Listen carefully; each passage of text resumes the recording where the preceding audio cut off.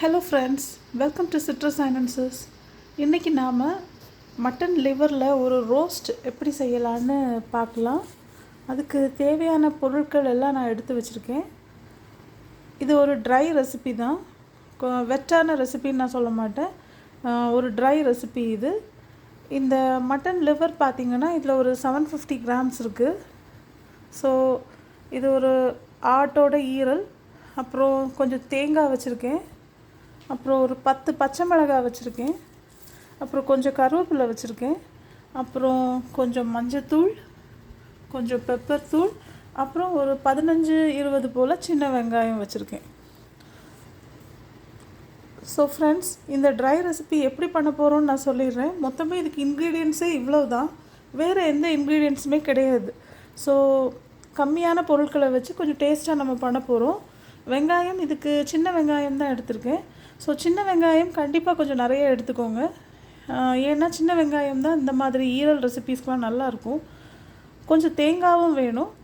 இதை ஃபுல்லாக துருவமானு எனக்கு தெரியலை. இதில் பாதி இருந்தால் கூட நமக்கு தேங்காய் போதும். லாஸ்ட்டாக நம்ம கொஞ்சமாக தேங்காய் அப்படி தூவி விட போகிறோம் எல்லாம் செஞ்சு முடிக்கும்போது. அப்புறம் காரத்துக்கு நமக்கு ஒரு 10 பச்சை மிளகாய் கண்டிப்பாக தேவைப்படும். அப்புறம் இன்னும் காரத்துக்கு நமக்கு பெப்பர் தூள் போட்டுக்கலாம், அப்புறம் கொஞ்சம் கருவேப்பிலை ஃப்ளேவர்ஸ்க்கு, அப்புறம் மஞ்சத்தூள் கொஞ்சம். ஸோ இதை எப்படி செய்ய போகிறோன்னா, இந்த ஈரலை ஃபஸ்ட்டு நம்ம இந்த லிவரை சின்ன சின்ன துண்டுகளாக வெட்ட போகிறோம். சின்ன சின்ன சைஸில் வெட்டிட்டு அதுக்கப்புறம் கொஞ்சமாக தண்ணி விட்டு அதை உப்பு போட்டு நம்ம இப்போ அவிச்சிடுவோம்.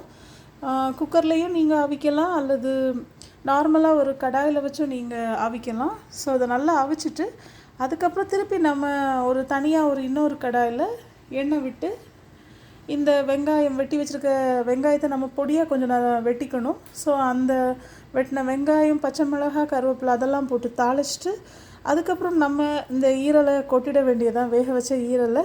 அந்த தண்ணியை நம்ம யூஸ் பண்ண போகிறது இல்லை.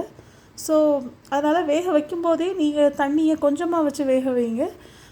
ஸோ அந்த வேக வச்ச ஈரலை இப்போ நம்ம போட்டு கூட மஞ்சத்தூள், பெப்பர் தூள் போட்டு கொஞ்ச நேரம் அந்த ஆயிலில் நல்லா ரோஸ்ட் பண்ண போகிறோம். அந்த வெங்காயத்தோடலாம் நல்லா ரோஸ்ட் பண்ணிவிட்டு இப்போது நல்லா ரோஸ்ட் ஆகி வரும்போது நம்ம ஃப்ளேமை ஆஃப் பண்ண போகிற டைமில் கொஞ்சம் தேங்காய் துருவலையும் மேலே தூவி ஆஃப் பண்ணிட போகிறோம். அவ்வளோதான் ஃப்ரெண்ட்ஸ். இன்றைக்கி இந்த ரெசிபி எப்படி பண்ண போகிறோன்னு நான் உங்களுக்கு டீட்டெயில்டாக இன்னொரு வீடியோவில் உங்களுக்கு சொல்கிறேன். ஸோ இப்போதைக்கு இதோட இன்க்ரீடியன்ட்ஸ் இவ்வளோ தான். ரொம்ப கம்மியான பொருட்களை வச்சு நம்ம இப்போது செய்ய போகிறோம் ஒரு டேஸ்டியான டிஷ். இதுக்கு எந்த நான்வெஜ் குழம்பும் சூட் ஆகும், அல்லது பருப்பு குழம்பு, ரசம் அந்த மாதிரி இது கூட நல்லா தான் சூட் ஆகும் இந்த மாதிரி ஈரல் ரெசிபீஸ்க்கு.